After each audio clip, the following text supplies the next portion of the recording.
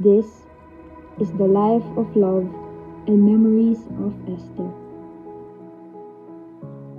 Happy 79th birthday, Lola.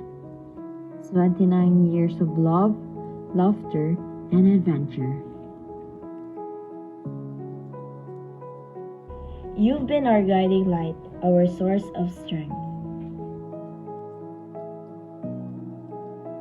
We're grateful for the memories, the lessons, and the love. Here's to many more years of love, laughter, and adventure. Happy birthday, Mama.